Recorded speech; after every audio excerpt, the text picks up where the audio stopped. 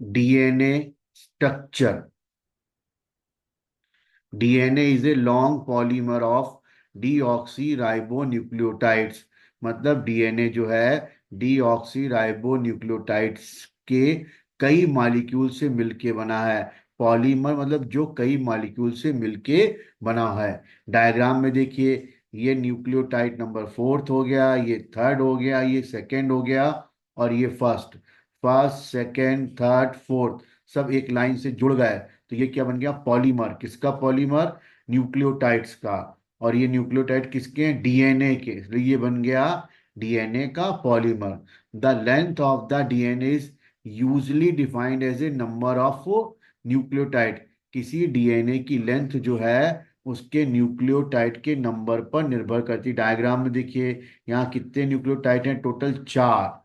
यानी इसकी लेंथ जो है 4 न्यूक्लियोटाइड के लेंथ के बराबर होगी। जैसे फूलों की एक माला है, उसमें 4 फूल लगे हैं या 10 फूल लगे हैं, तो उसको बोलेंगे फूलों का पॉलीमर। क्या बोलेंगे? फूलों का पॉलीमर। और फूलों की लेंथ से हम उसकी लंबाई निकाल लेंगे। इसी तरह डीएनए भी न्यूक्लियोटाइड का पॉलीमर होता है है ना। और ये न्यूक्लियोटाइड डबल स्ट्रैंड होता है, इसलिए न्यूक्लियोटाइड जो है पेयर के फॉर्म में पाए जाते हैं, है ना। ये सारे ऑर्गेनिज्म में पाया जाता है। डीएनए सारे लिविंग ऑर्गेनिज्म में मिलेगा। Polynucleotide are the polymer of the nucleotide. जब बहुत सारे न्यूक्लियोटाइड मिलेंगे तो उनको बोलेंगे पॉलीमर। तो ऐसे न्यूक्लियोटाइड को बोलते हैं पॉलीन्यूक्लियोटाइड्स, यानी न्यूक्लियोटाइड्स के बहुत सारे मॉलिक्यूल। डीएनए और आरएनए दोनों पॉलीन्यूक्लियोटाइड्स हैं, यानी कई न्यूक्लियोटाइड से मिलके बने हुए हैं। डीएनए आरएनए न्यूक्लिक एसिड होते हैं जो building blocks of the genetic material. जितने भी जेनेटिक मटेरियल होते हैं वो डीएनए और आरएनए ही होते हैं। इसलिए जेनेटिक मटेरियल किसके बने होंगे? डीएनए और आरएनए के, इसलिए इसको बोलते हैं building blocks of genetic material. DNA ज्यादातर ऑर्गेनिज्म में जेनेटिक मटेरियल है ना। मैक्सिमम 99% में DNA is the genetic material. RNA genetic material some virus में है और कहीं पर नहीं है। आरएनए का मेन काम मैसेंजर आरएनए का काम क्या है? मैसेज लेके आना। किससे? डीएनए से मैसेज लेके आएगा कौन? RNA. DNA is the largest macromolecule जो कि जेनेटिक मटेरियल की तरह काम करता है और सेल में पाया जाता है। केमिकली डीएनए डबल हेलिक्स है जो पॉलीन्यूक्लियोटाइड की चेन है, एंटी पैरेलल बनी होती है। चलिए, अब डीएनए कहाँ कहाँ मिलता है? बैक्टीरियोफेज का जेनेटिक मटेरियल है ना। 5386 न्यूक्लियोटाइड है, बेस पेयर नहीं है। लैम्डा फेज में बेस पेयर है, ध्यान रखिएगा, बेस पेयर। ई कोलाई में बेस पेयर है। ह्यूमन के डीएनए हैप्लॉइड कंटेंट में भी क्या है? Base pair. तो मैचिंग द कॉलम में आ सकता है। 5 × 174 एक वायरस है, इसमें बेस पेयर नहीं है, न्यूक्लियोटाइड्स हैं। इसमें इतने बेस पेयर या न्यूक्लियोटाइड के पेयर हैं, ध्यान रखिएगा। इन सब में पेयर हैं। ई कोलाई और हैप्लॉइड कंटेंट है। क्या हैप्लॉइड कंटेंट में क्या है? Base pair. तो ये मैचिंग द कॉलम में आ सकता है। नेक्स्ट पेज पे आइए। न्यूक्लियोटाइड जो है उसमें 3 कंपोनेंट होते हैं। पहला हो गया नाइट्रोजन बेस, पेंटोज शुगर और फॉस्फेट। न्यूक्लियोटाइड में 3 कंपोनेंट है। पहला नाइट्रोजन बेस, पेंटोज शुगर और फॉस्फेट, है ना। ये न्यूक्लियोटाइड का एक डायग्राम हो गया। ये फास्फेट पहला कंपोनेंट हो गया, राइबोस शुगर दूसरा कंपोनेंट हो गया, नाइट्रोजन बेस तीसरा कंपोनेंट हो गया। पेंटोस शुगर 2 तरह की होती है, आरएनए की को राइबोस शुगर, डीएनए को डीऑक्सी राइबोस शुगर कहते हैं। नेक्स्ट पेज पे आते हैं। There are 2 types of nitrogen base. यहाँ 2 तरह के नाइट्रोजन बेस होते हैं। मैंने पीछे बताया 3 तरह के कंपोनेंट हैं, उसमें एक कंपोनेंट क्या है? Nitrogen base. ये भी 2 तरह के होंगे, एक प्यूरिन और एक पैरामिडिन। पेंटोस शुगर 2 तरह की, आरएनए की अलग है और डीएनए की अलग है। तो जो नाइट्रोजन बेस है वो 2 तरह के हैं। एक हो जाएगा प्यूरिन और एक हो जाएगा पैरामिडिन। प्यूरिन में आएगा एडनीन और ग्वानिन। प्यूरिन में आएगा एडनीन और ग्वानिन। ध्यान रखना ये डबल रिंग है। क्या है? Double ring. डायग्राम में देखिए, प्यूरिन और एडनीन क्या है? Double ring. जबकि पैरामिडिन में 3 लोग आ गए, साइटोसिन, थायमिन और यूरेसिल। ये साइटोसिन हो गया, ये थायमिन हो गया, ये यूरेसिल हो गया। ये तीनों सिंगल रिंग है। तो एक ही याद रखो, प्यूरिन कैसा है? Double ring. प्यूरिन कैसा है? डबल रिंग एडनीन और ग्वानिन, बाकी सब क्या है, थायमीन, पिरिमिडीन है। साइटोसिन, थायमीन और यूरेसिल। यूरेसिल आरएनए में मिलेगा, जबकि डीएनए कहाँ मिलेगा, थायमीन में। डीएनए में थायमीन जगह पे, आरएनए में थायमीन जगह पे क्या पाया था, यूरेसिल। तो डीएनए में थायमीन और आरएनए में यूरेसिल, है ना। तो थायमीन और यूरेसिल में कोई खास डिफरेंस नहीं है। यूरेसिल में मिथाइल ग्रुप जोड़ दो तो बन जाएगा थायमीन। यूरेसिल में मिथाइल ग्रुप जोड़ दे तो क्या बन जाएगा, थायमीन बन जाएगा। इसीलिए यूरेसिल को मिथाइलेटेड थायमीन भी, थायमीन को मिथाइलेटेड यूरेसिल भी बोल सकते हैं। देखिए इधर डायग्राम में, मिथाइलेटेड यूरेसिल भी बोल सकते हैं। दिख रहा है ये आपको, ये है ना। ओनली इन डीएनए, डीएनए में थायमीन मिलेगा, उसको मैं बोल सकता हूँ मिथाइलेटेड यूरेसिल। यूरेसिल में मिथाइल ग्रुप नहीं होता, ये केवल कहाँ मिलता है, आरएनए में। आगे चलते हैं। जितने भी नाइट्रोजन बेस होते हैं ये लिंक्ड होते हैं पेंटोज शुगर के पहले कार्बन से through the N glycosidic linkage to form the nucleoside. ऐसे न्यूक्लियोटाइड को बोलते हैं एडिनोसिन या डीऑक्सी एडिनोसिन या डीऑक्सी ग्वानोसिन या ग्वानोसिन। देखो इधर, ये पेंटोज शुगर, ये nitrogen base link to the pentose sugar through the N glycosidic linkage. ये पेंटोज शुगर हो गया, है ना। ये क्या हो गया, नाइट्रोजन बेस हो गया। और ये हाइड्रोजन बॉन्ड, हमेशा पेंटोज शुगर का पहला कार्बन नाइट्रोजन बेस से बाइंड होगा एन ग्लाइकोसाइडिक बॉन्ड से। अब एन ग्लाइकोसाइडिक बॉन्ड दो तरह के हो गए। पहला 19, 19 कहाँ मिलेगा, 1 हो गया पेंटोज शुगर का, 9 हो गया प्यूरिन का। प्यूरिन में कौन आ गया, एडनीन और ग्वानिन।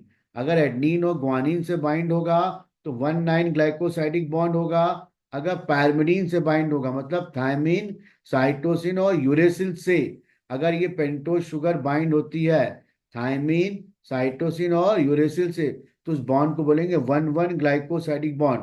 पहला कार्बन पेंटोज शुगर का और पहला कार्बन नाइट्रोजन बेस का, तो हो गया 1,1 ग्लाइकोसाइडिक बॉन्ड। यहाँ पे एडीन का 9th कार्बन और शुगर का पहला कार्बन, है ना। तो ये मिल जाएगा 19 ग्लाइकोसाइडिक बॉन्ड। यानी कुल मिला के प्यूरिन में 19 ग्लाइकोसाइडिक बॉन्ड होगा और पायरिमिडीन में 1,1 ग्लाइकोसाइडिक बॉन्ड होगा। तो nitrogen base plus pentose sugar equal to क्या हो गया, न्यूक्लियोसाइड। क्या हो जाएगा, न्यूक्लियोसाइड। नाइट्रोजन बेस और पेंटोज शुगर को मिला के बोलेंगे न्यूक्लियोसाइड, है ना। अब इधर फिर से देखिए, ये न्यूक्लियोसाइड है, ये हो गई नाइट्रोजन बेस, और ये क्या हो गई, शुगर, है ना। शुगर और नाइट्रोजन बेस मिल गया तो न्यूक्लियोसाइड। अब इसमें मैंने क्या जोड़ दिया, फॉस्फेट, तो ये क्या बन गया, न्यूक्लियोटाइड्स। क्लियर हो गया, बेस और शुगर न्यूक्लियोसाइड। बेस शुगर क्या हो गया, न्यूक्लियोसाइड। फॉस्फेट जोड़ दो तो न्यूक्लियोटाइड। अब ये राइबोस न्यूक्लियोटाइड है। राइबोस मतलब इस शुगर के सेकेंड कार्बन पे OH ग्रुप है। अगर सेकेंड कार्बन पर OH ग्रुप है तो राइबोस शुगर। अगर सेकेंड कार्बन पे सिर्फ H है तो ये डीऑक्सी शुगर। क्या हो जाएगी, डीऑक्सी शुगर। यहाँ पे बॉन्ड होगा ग्लाइकोसाइडिक बॉन्ड। क्या होगा, ग्लाइकोसाइडिक बॉन्ड। इसका पहला कार्बन होगा, अगर ये पैरमिडीन हुआ तो पहला, और प्यूरिन हुआ तो 9 कार्बन होगा। ये फॉस्फेट ग्रुप हो गया। तो 3 कंपोनेंट हो गए, फॉस्फेट, शुगर और नाइट्रोजन बेस, मिलके क्या बन गया, न्यूक्लियोटाइड राइबोस का। और इन दोनों को जब मिलाएंगे तब बोलेंगे न्यूक्लियोसाइड। ऐसे ये हो गया, ये डीऑक्सी का हो गया। ध्यान रखना, आरएनए में OH ग्रुप है तभी ये बहुत ज्यादा रिएक्टिव होता है आरएनए।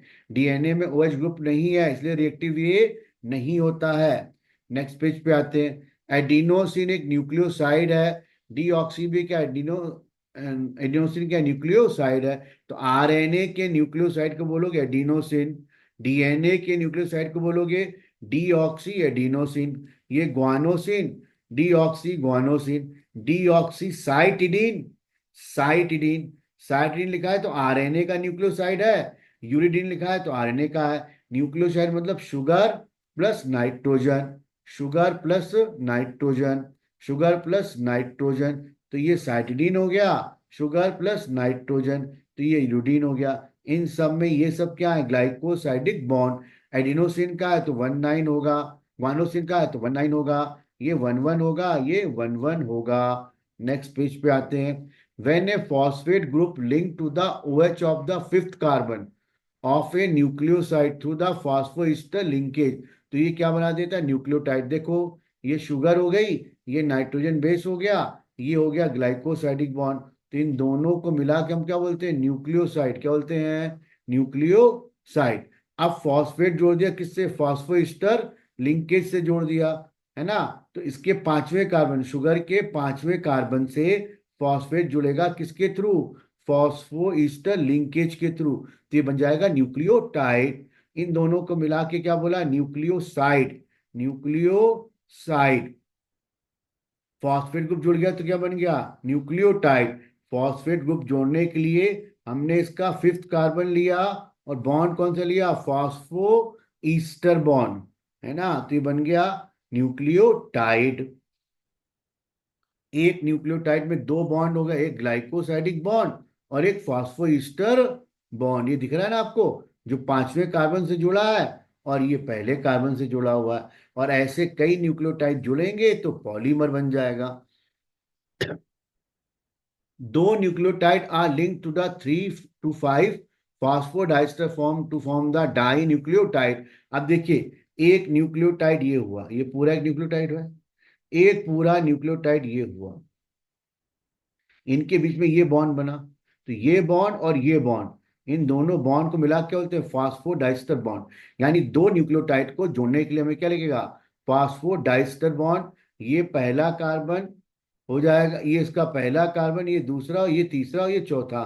तो तीसरे और पांचवें कार्बन, तीसरे और पांचवें कार्बन के बीच में क्या बनेगा, फास्फोडाइस्टर लिंकेज। शुगर का तीसरा और शुगर के पांचवें कार्बन में बीच में क्या बनेगा, फास्फोडाइस्टर।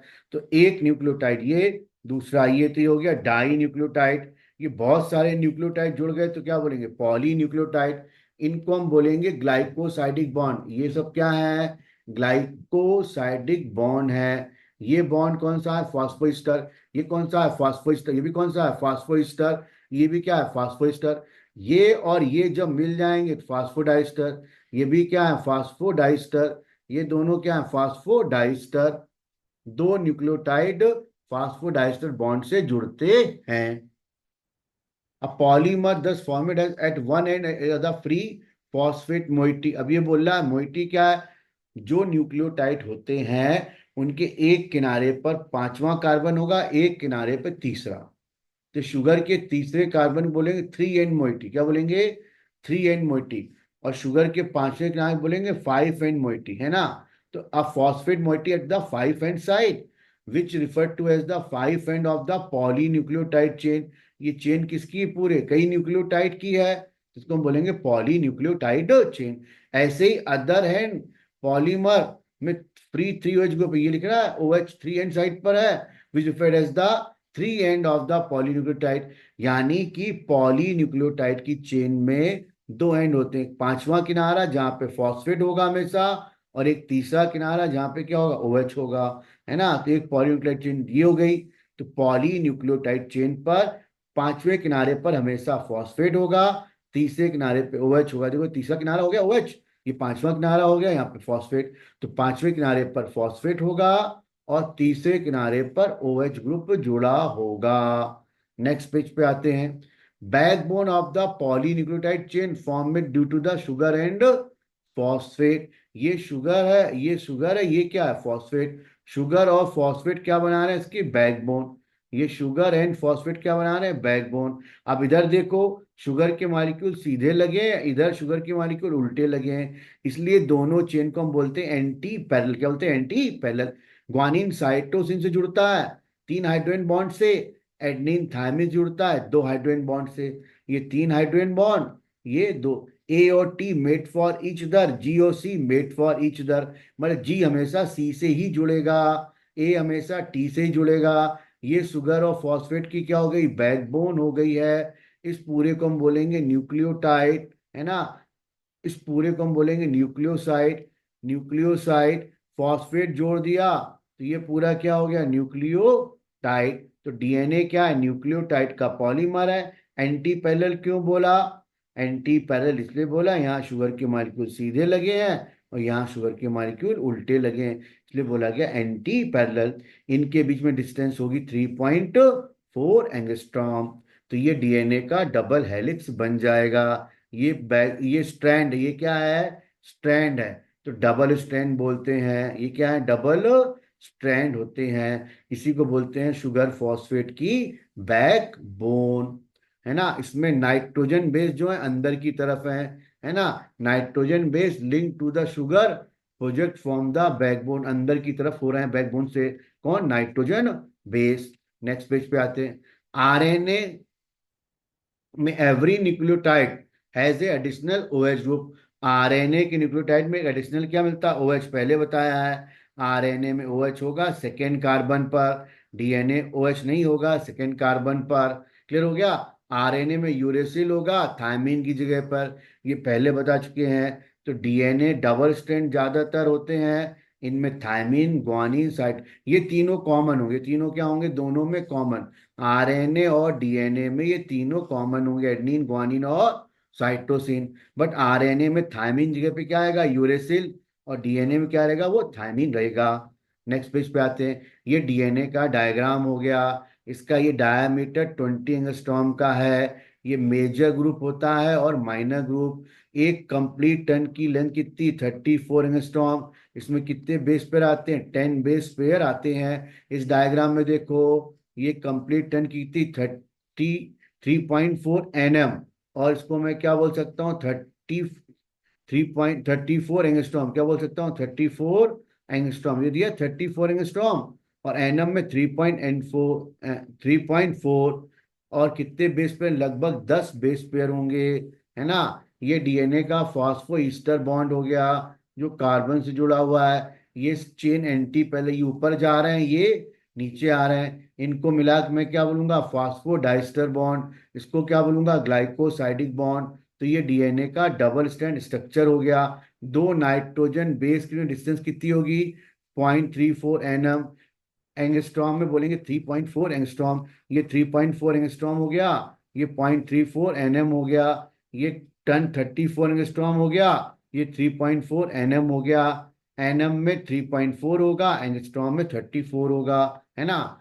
मिशन ने बताया था, डीएनए को न्यूक्लियन बोला था। वॉटसन किक ने डबल हेलिक्स मॉडल दिया था। विल्किंस ऑफ इंग्लैंड ने बताया था, एक्सरे करके ये बताया था कि स्पाइरल की लेंथ 34 एंगस्ट्रॉम है। इसमें 10 बेस पेयर होते हैं, और 3.4 एंगस्ट्रॉम दो नाइट्रोजन बेस की बीच की क्या है, डिस्टेंस है। ये फ्रैंकलिन ने बताया था। डीएनए के जो करेक्टर हैं, हेरिडिटी मटेरियल की तरह काम करेगा, ऑटो कैटेलिटिक रोल करेगा। मतलब डीएनए से डीएनए बनना, यानी डीएनए का सेल्फ डुप्लीकेशन क्या कहलाता है, ऑटो कैटेलिटिक।